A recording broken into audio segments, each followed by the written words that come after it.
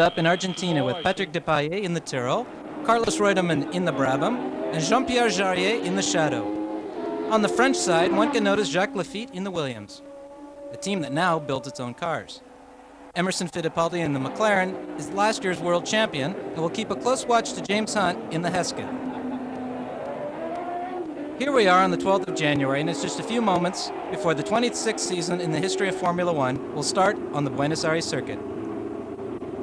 Alongside Patrick Depailler, we see an exuberant Ken Tyrrell. We find Jody Scheckter. The South African and the Frenchman seem to work well together.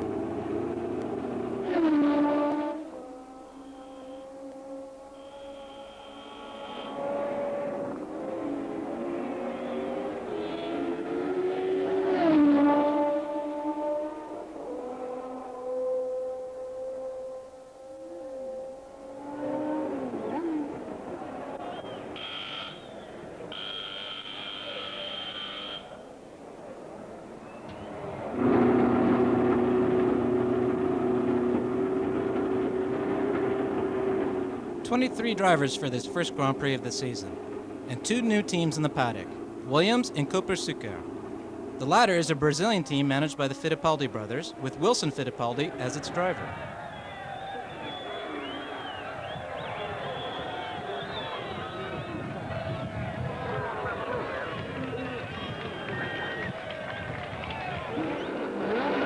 The Ferrari team, with its duo Lauda Regazzoni, is part of the great show we're waiting this season.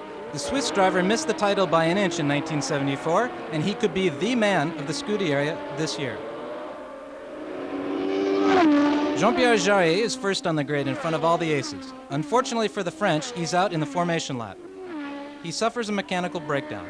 Reutemann takes the lead ahead of Carlos Pace and Niki Lauda. Fittipaldi and Ronnie Peterson on Lotus are not far behind. On the 15th lap of the 53-lap race, Wilson Fittipaldi clouts a barrier. His Copersucar is on fire.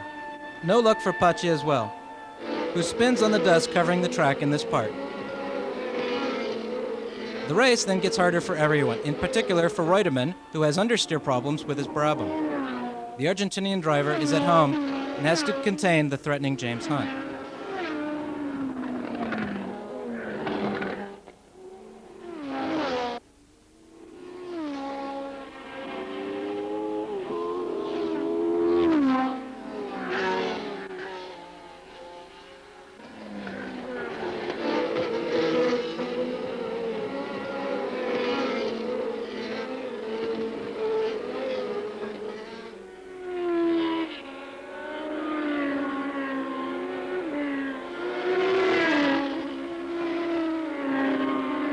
On lap 30, Hunt is the leader in front of Fittipaldi and Reutemann, followed closely by Lauda and Regazzoni.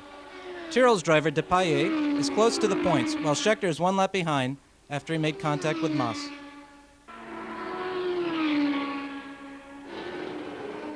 There's smoke coming out of the Ferrari, but the engine seems okay. Depailler is now fifth.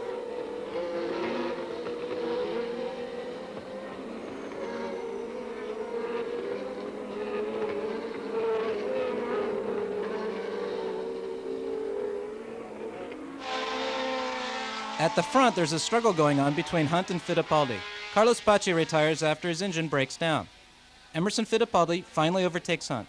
The Brazilian driver starts his season like he ended the last one, victoriously. Hunt, Reutemann, Regazzoni, Depailler, and Lauda are all in the points in this first Grand Prix of the season.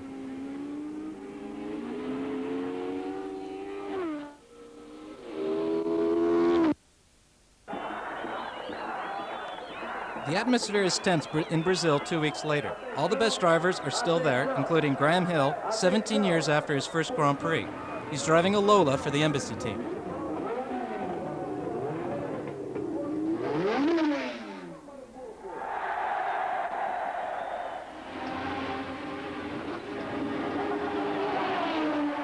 Once again, it's Jean-Pierre Jarier on pole, 1 second quicker than his Brazilian follower, Emerson Fittipaldi. It is certainly a large feat for the Frenchman. Carlos Pace, the other Brazilian driver, is sixth. Carlos Reutemann third, while Depailler is only ninth on the grid. Jarier is the top Frenchman of this early part of the season.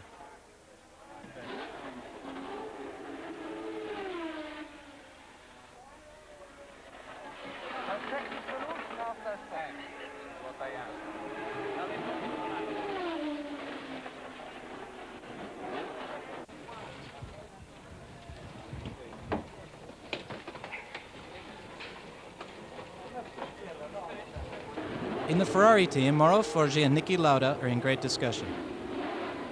Their two drivers claim 4th and 5th in qualifying, only 1/10 from each other. Mario Andretti drives a Parnelli, and Reutemann seems happy with the heat of the Brazilian weekend.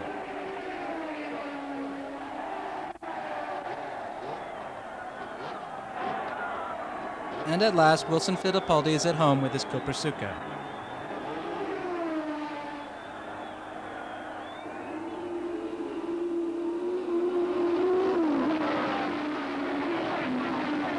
Reutemann gets an anticipated start and takes the lead in front of Jarier, Pache, Ragazzoni, Lauda, Scheckter, Fittipaldi, Depailler, Ickx, Watson, Merzario, Maas, Price, followed by Donahue, Andretti, Hunt, Brambilla, Lafitte, Wilds, Hill, Stomlin, Wilson Fittipaldi, and Peterson, who gets in the pits for a carburation problem.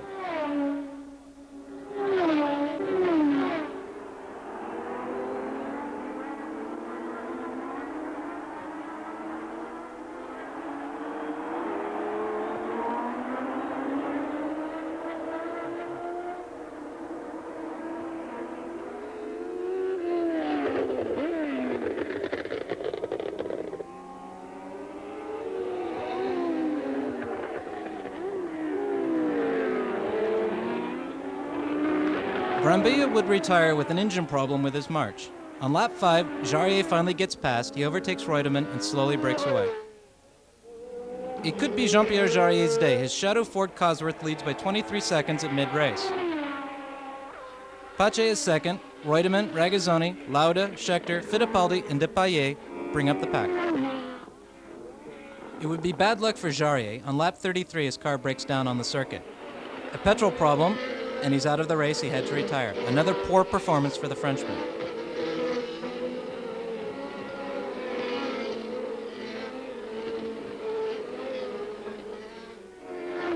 Pache then takes the lead and makes it to the checkered flag.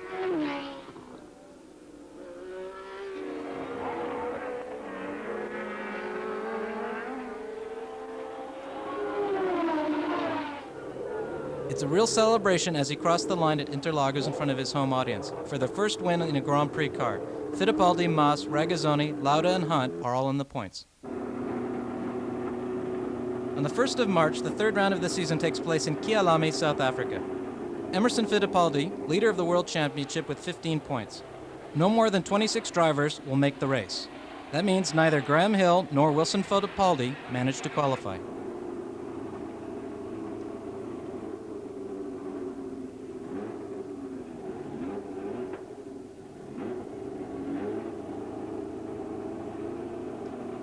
Leila Lombardi did as well, and will be the first woman to drive in a Formula One Grand Prix. She's last on the grid.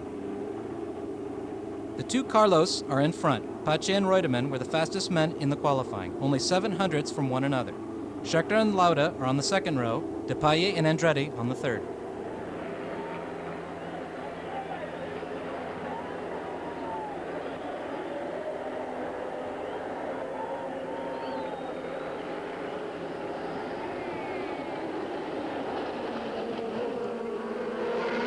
Pache takes the lead after the first corner, but he is soon overtaken by a flying Jody Scheckter at his home circuit on lap 3.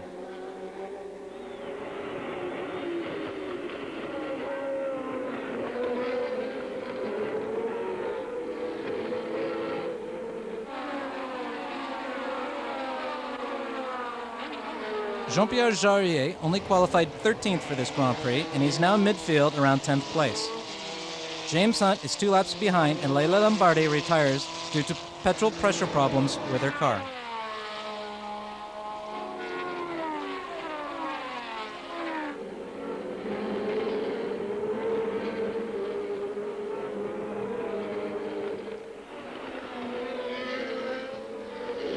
Between Scheckter, Pache, Reutemann, Depailler, Ragazzoni, Fittipaldi, Peterson, and Lauda, everything is still possible in this race.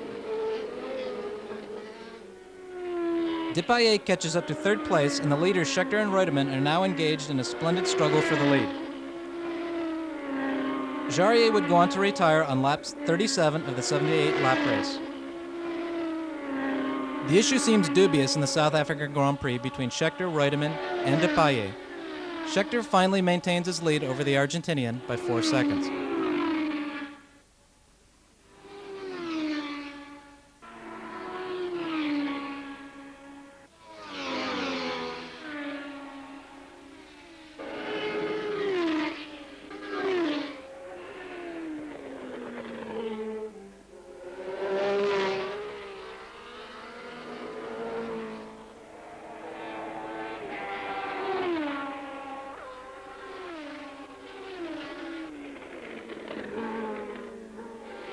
Depailler will keep his third place at the line just in front of a threatening Pache.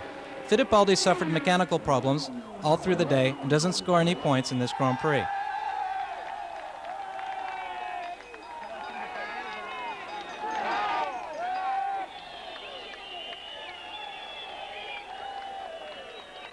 Jackie Stewart seems quite satisfied with the 2 Tyrrells on the podium and the Scheckter's triumph at home.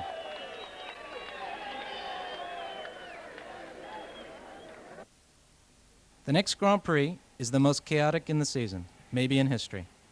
The track is Montigny in Barcelona, Spain, and considered dangerous by everyone. We've just had a meeting with the organisers, and they've agreed that they're going to be working all night. They've got all the necessary equipment, and they're going to be trying to do what they can to put the circuit in the state that is required by the... Graham Hill met with the organisers early this morning on behalf of the drivers. They promised safety improvements on the layout before the race.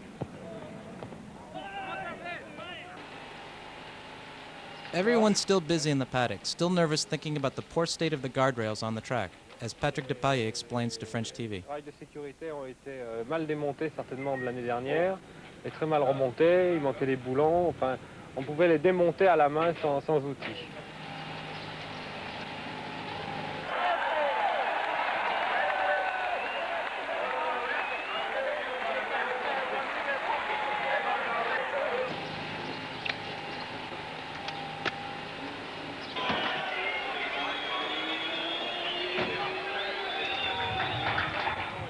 The drivers decide to slow down during qualifying while the circuit staff tries to improve safety fittings at the last minute.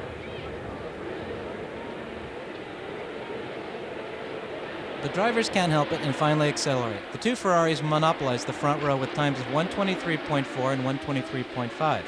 The double world champion and current leader of the championship, Fittipaldi, is far away with 2 minutes 10. He's not qualified and doesn't seem to bother him not to run a race that doesn't look good, according to him.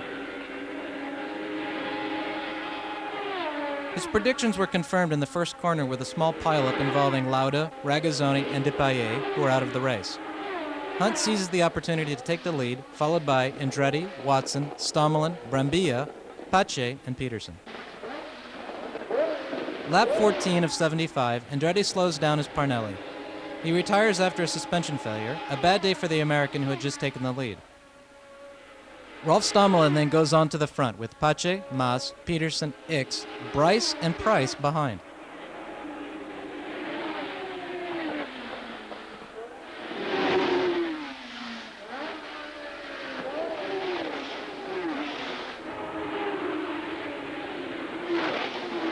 On the beginning of lap 26, everything goes terribly wrong. Stommelen suddenly loses the wing of his Lola, the German flies away and crashes into the grille. The driver is seriously injured, 5 people are dead and 10 injured. The race is stopped. The first 6 drivers will score half points, and Leila Lombardi makes history for scoring a half a point in the World Championship. Everyone is still shocked 2 weeks later when comes the 5th round of the season at Monaco. The grid is limited to 18 pilots. Graham Hill, 5-time winner of the race, Leila Lombardi, Wilson Fittipaldi, Arturo Merzario, and Jacques Laffite are among the many who don't qualify.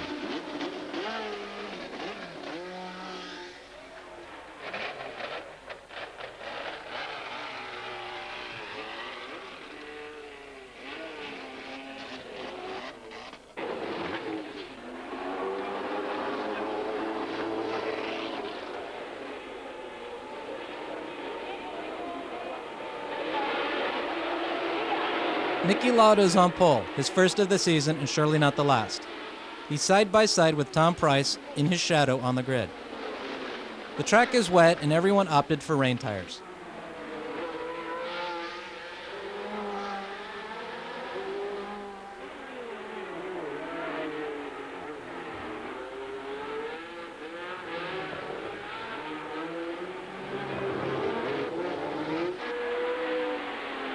Lauda, Peterson, and Price break away, followed by Scheckter and Fittipaldi.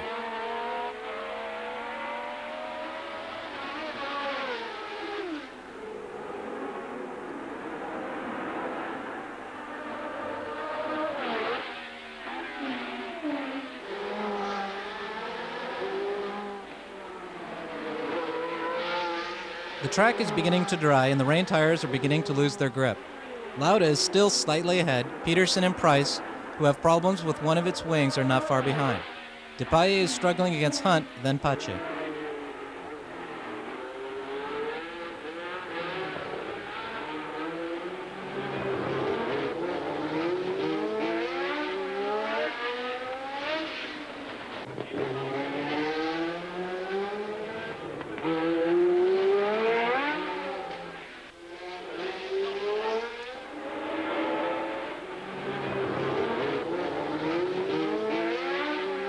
Pit stop for all the drivers to change tires. Peterson missed his and was left behind.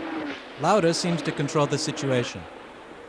The Austrian driver wins the race, followed by Fittipaldi and Pache. The race has been stopped at lap 75, not to exceed the 2-hour limit. It's the rule. Fittipaldi keeps the lead on the World Championship with 21 points. Pache is second on 16. Lauda third with 14, followed by Reutemann in fourth with 12 points.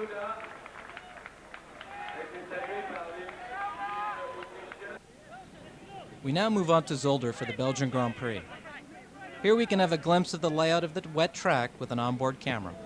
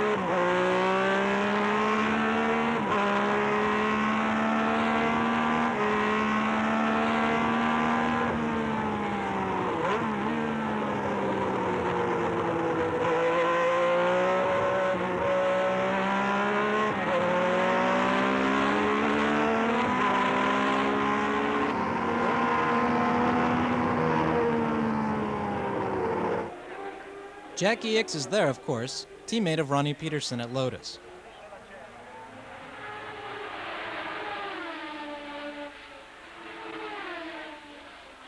Patrick Depailler has his own way of concentrating.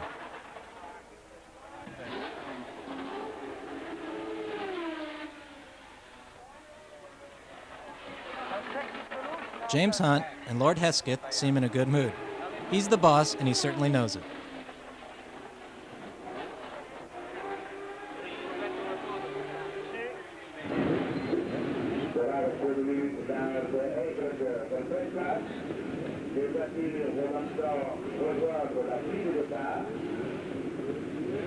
Cars now rolling up onto the final bridge. The last three score this time the track media. Pole position on the left by Dr. Nicky Lauda, the pole man. The qualifying session is dominated by Lauda's Ferrari, who is on pole, only 0.04 ahead of Carlos Pache. Brambilla and Regazzoni are on the second row. Pace made the best start, but Lauda won't let him break away. He wants to recover what he considers of course, his first place.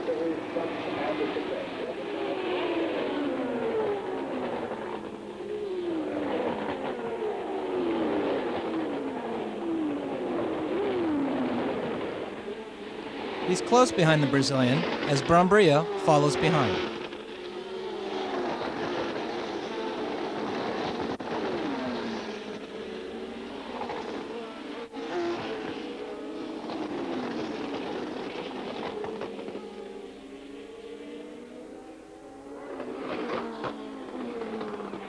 On lap 4, Brambilla takes the lead but suffers problems with his brakes. On lap 6, Niki Lauda finally takes the lead.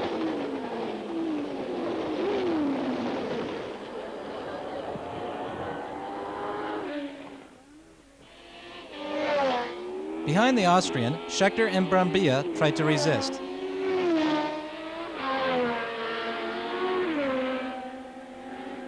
By the end of the race, the Ferrari team seemed concerned. Strange noises are coming from Lauda's engine.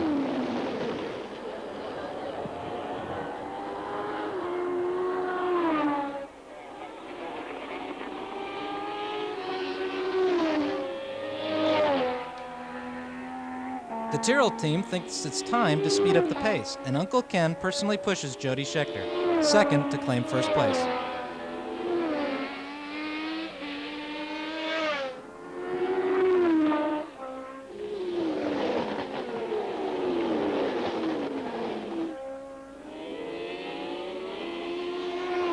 On the other hand, it's been a disastrous race for Lotus. Peterson misses the chicane and retires on lap 37. Jackie Ickx retires too on lap 52 after brake problems. Fittipaldi is struggling with Depailler for fourth place.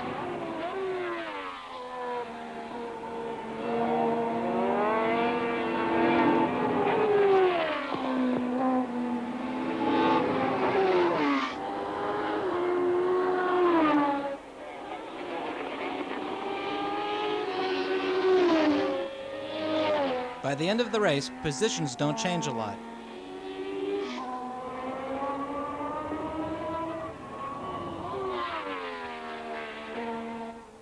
Lauda's engine finally makes it to the line, and the Tyrrell team are happy with Scheckter in second place. Reutemann is third, Depailler fourth, Regazzoni fifth, Price sixth, Fittipaldi seventh. It's not in the points, and Lauda takes the lead in the World Championship after his second victory in the season. He will pad this lead 2 weeks later in Sweden with another victory in front of Reutemann and Regazzoni.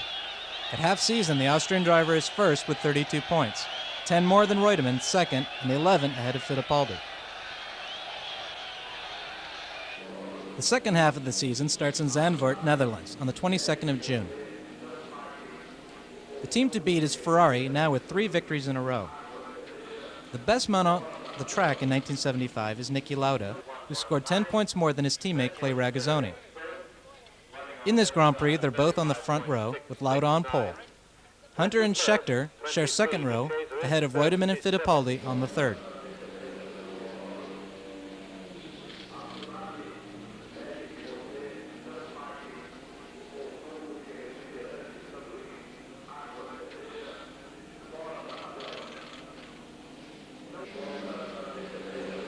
Leila Lombardi, the female driver, will run the race. She'll start at the back of the grid.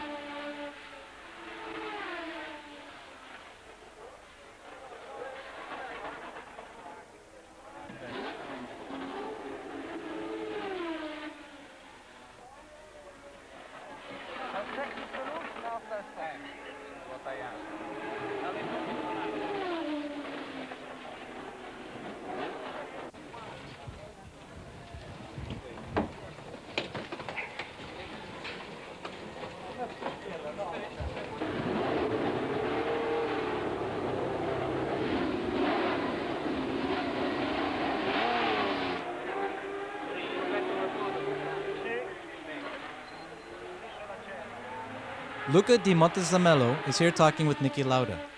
The Italian man is Ferrari's boss. He made Lauda join his team 2 years ago. The Commendatore agreed at the time. Could Di Montezemelo ever guess he would rejoin Ferrari 17 years later and introduce Jean Todt into the Scuderia and a certain Michael Schumacher?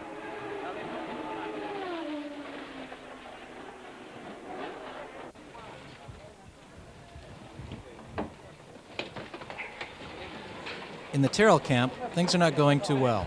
They're still trying to stick to their glorious past, but times are getting hard.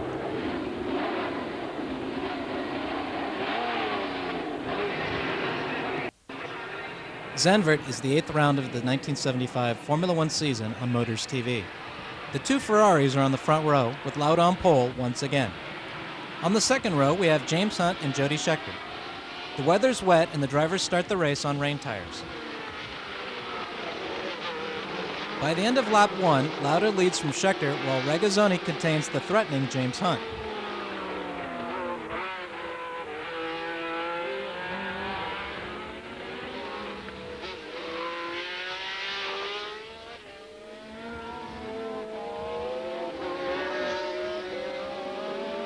The conditions are harsh, resulting in many spins. Nevertheless, the track is drying and everybody is thinking about when to make the pit stop to change tires.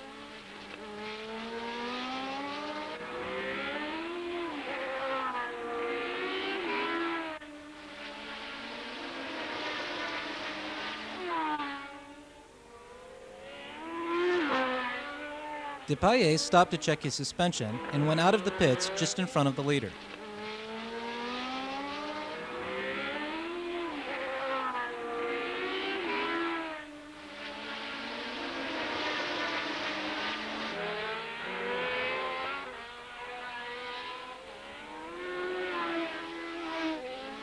On lap 8, Hunt is the first one to put on the slicks.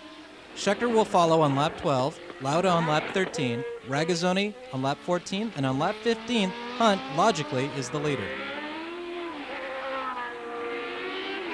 Note that the great Jean-Pierre Jarier, second at this point between Hunt and Lauda, will once again be unlucky when his left rear tire blows. He will end his day against the guardrail.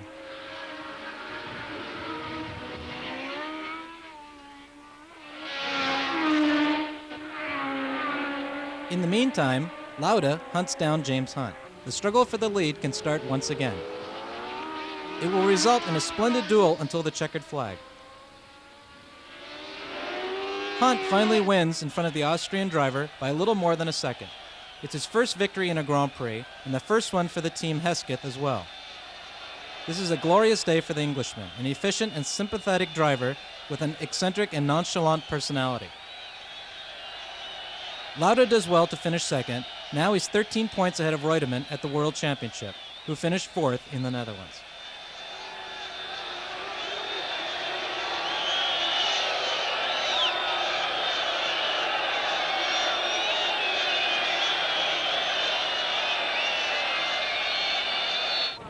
The next race is held in France.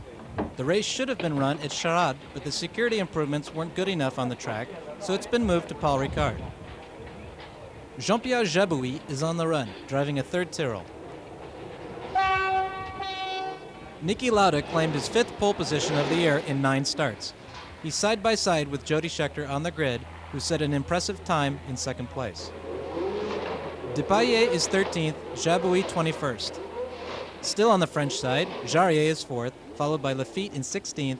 François Migaud, 26th in qualifying and last on the grid, won't win the race. His engine broke down during the warm-up.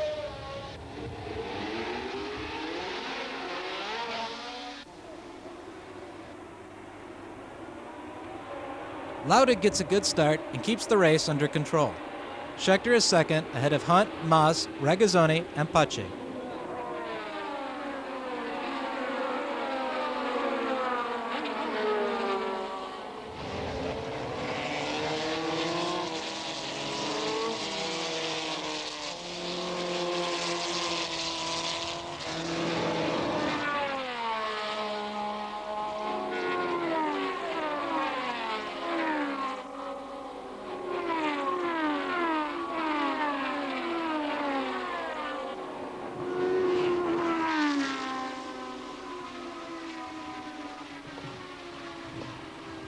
Regazzoni takes 4th place while Lauda breaks away, this time ahead of Hunt, who overtook Scheckter for second.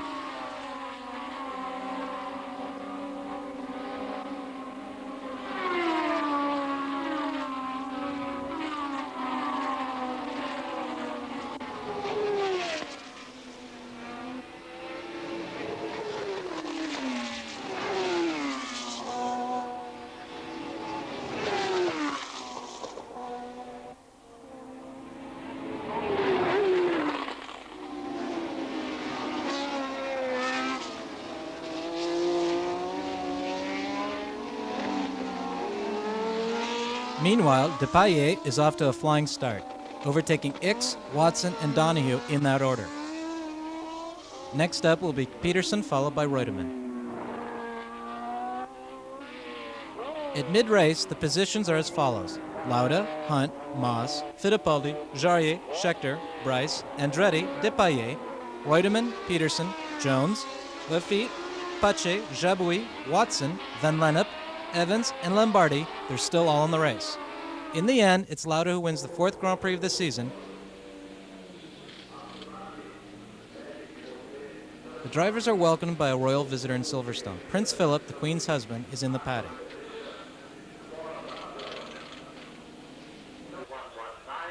The Japanese driver, Fushida, wasn't so successful and couldn't qualify the Mackie Ford. 6-9, 21st, 23, De Chaser is 37.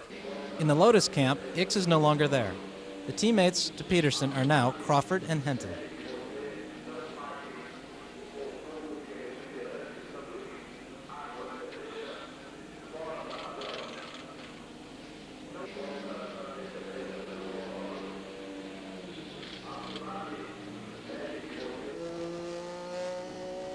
The Silverstone layout has been slightly modified with a new chicane at Woodcote. The total length of the track is now 4 kilometers, 700 meters. The day before qualifying, Graham Hill announced he would retire from competition. And we all know about his tragic fate when he dies in a plane crash at the end of the year.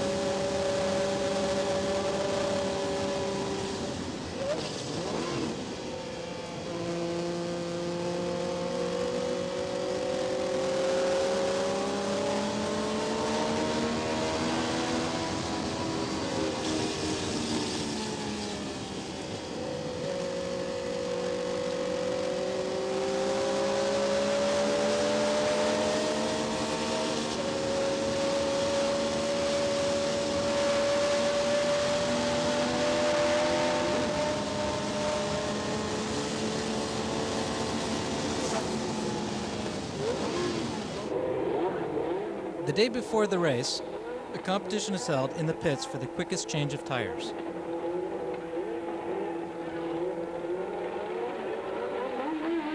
And on this day, Tyrrell would take the honors from McLaren.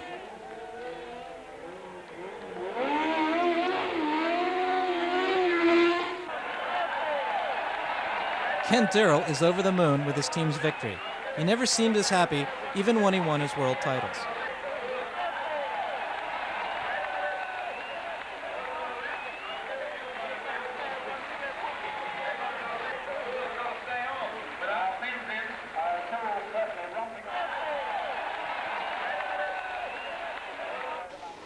Tom Price is on pole. He's side by side with Pache and followed by the 2 Ferraris. Pache made the best start. Price is second in front of Ragazzoni and Lauda.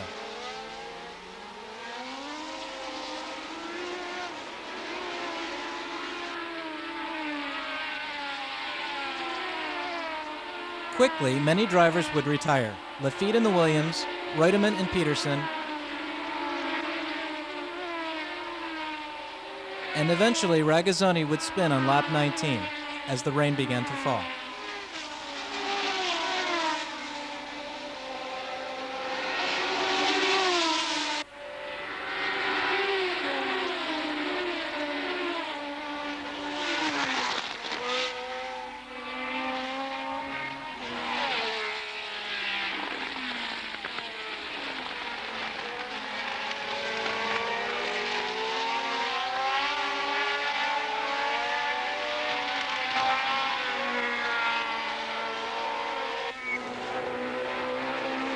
The drivers will have to change tires. It all starts with Scheckter on lap 20.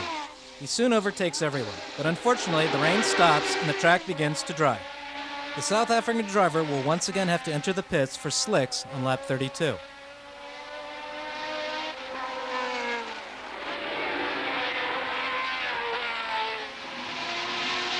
At this point, Jarier is the leader, but once again, the French driver is unlucky. As the rain starts to fall, once again, he goes off the circuit on lap 56 of 67. The red flag is out. Fittipaldi wins the race in front of Pache and Scheckter. Lauda is only 8th place.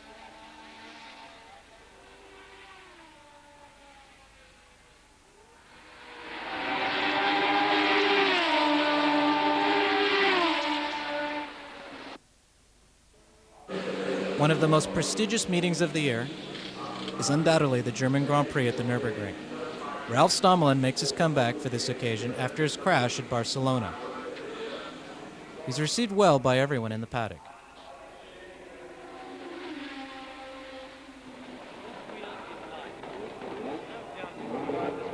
Niki Lauda, not far from his home country, sets the pole. He's the only man under 7 minutes, with a time of 6 minutes 58, exactly 38 seconds ahead of last place qualifier, Leila Lombardi. Jacques Laffite is 15th on the grid in the Williams.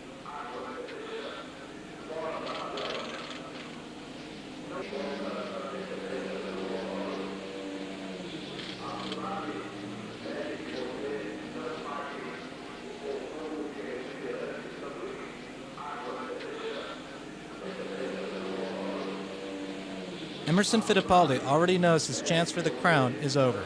He's now running for the second place in the World Championship.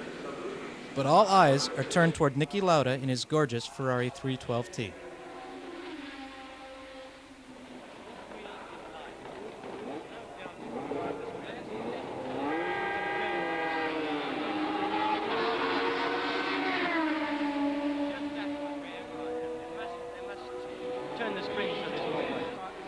Two local drivers are on hand, with Hans-Joachim Stuck in a March and Harald Ertl, who runs his first Grand Prix for the Hesketh team.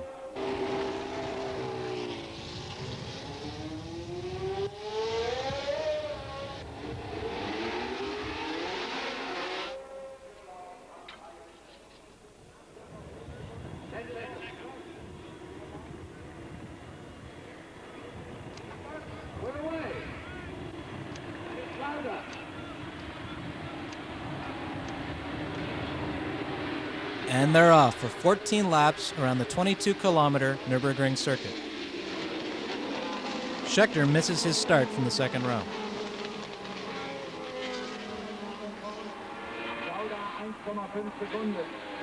By the end of the first lap, Lauda is the undisputed leader ahead of Depailler and Pache. Scheckter drives hard to catch up and is now 14th.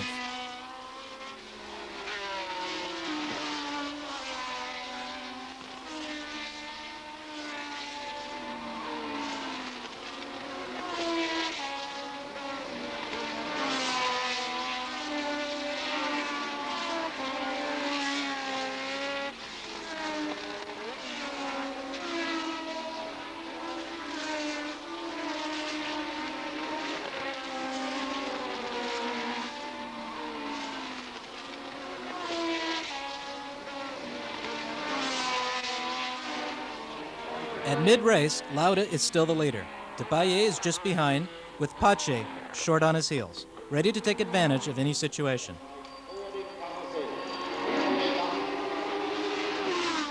Scheckter finally retires, and in the meantime, Depailler faces a problem with his suspension. He was threatening to Lauda, but now it's over for him. A pity for the Tyrrell team, who could have made it much better.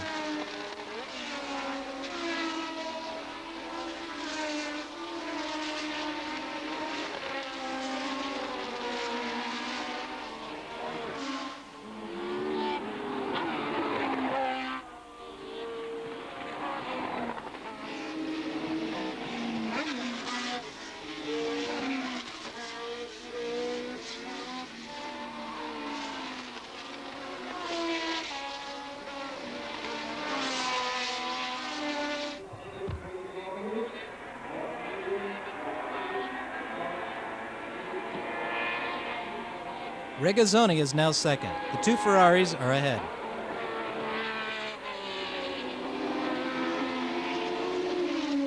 But on lap 10 comes a big surprise. Regazzoni retires after an oil pressure problem, and Lauda goes into the pits with a left front puncture. The Ferrari dream of a 1-2 crumbles. Carlos Reutemann takes the lead ahead of Jacques Laffite for an excellent second-place finish. Lauda gets the precious points of third place and is on the podium. His dream of a world title is not too far off.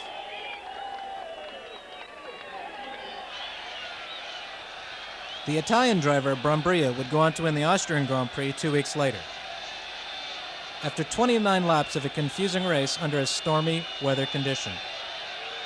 A victory remembered by everyone for Brambilla losing control of his march just after the finish line. The Italian Grand Prix at Monza on the 7th of September will surely be decisive for the World Championship title of 1975. But it all begins with a bad surprise. Italy has been struck by storms and the paddock is flooded.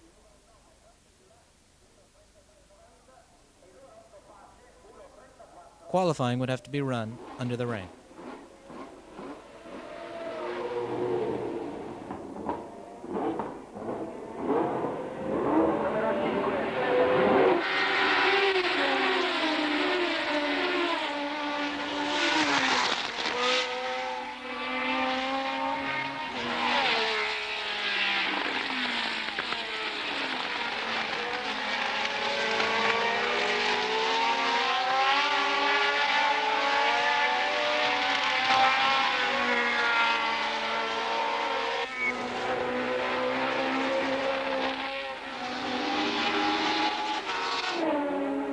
The Shadow is now equipped with Matra power.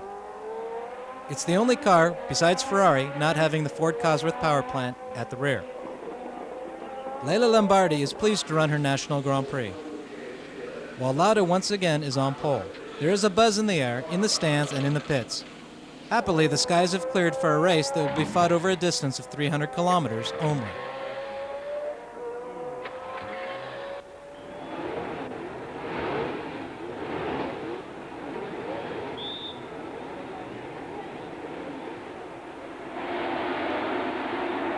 As usual, the Ferraris are on the front row, followed by Fittipaldi and Scheckter on row number 2, Mast and Bryce on the third.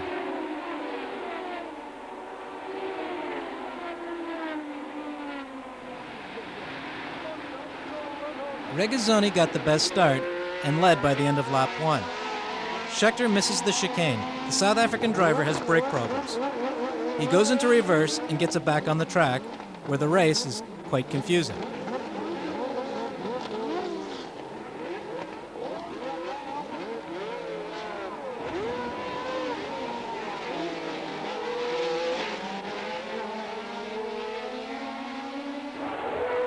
At the front, it's all Ferrari.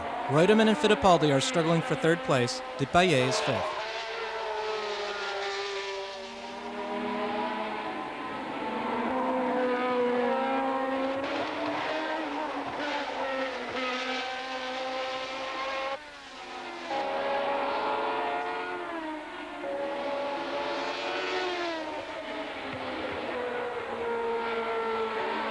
On lap 42, Fittipaldi starts threatening Lauda. On the next lap, the Brazilian driver overtakes the Austrian, who is suffering from oversteering.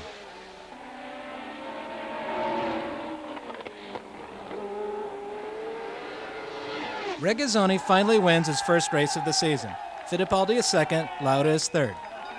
He made the break in the World Championship and is now the official 1975 champion, to the great pleasure of the Tifosi. The last Grand Prix of the season is held at Watkins Glen in the USA. The layout has been modified with a new chicane added just where Francois Sever crashed and died 2 years ago.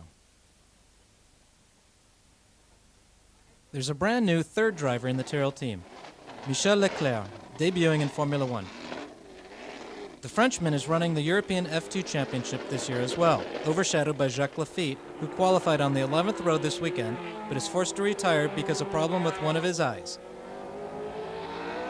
Silly Jacques confused anti-steam with eye drops.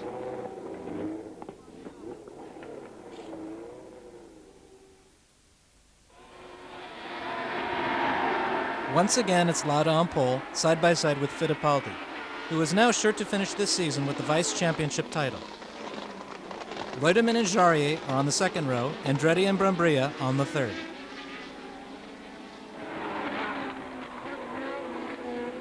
Positions remain at the start. It's Lauda ahead of Fittipaldi, Jarier, Brambilla, and Reutemann.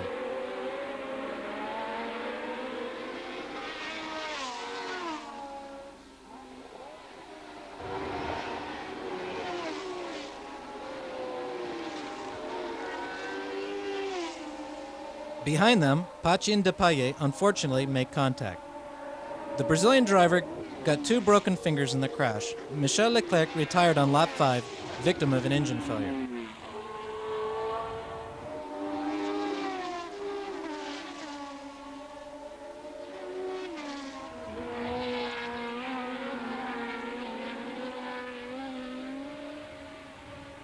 Lauda keeps the lead, but doesn't break away from Fittipaldi. Regazzoni, who came into contact with Mass at the beginning, is now 1 lap behind the leaders. The Swiss driver moves out of teammate Lauda's way and then blocks the road for Fittipaldi. Team races or orders seem to always have existed for Ferrari.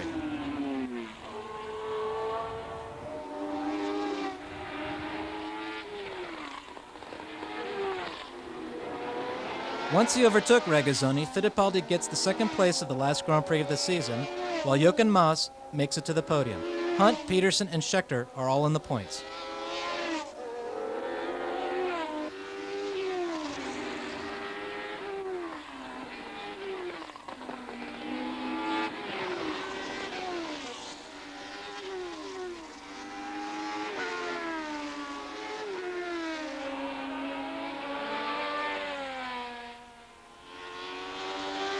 Lauda finally wins the world title in 1975 with 64.5 points, ahead of Fittipaldi with 45 and Reutemann on 37.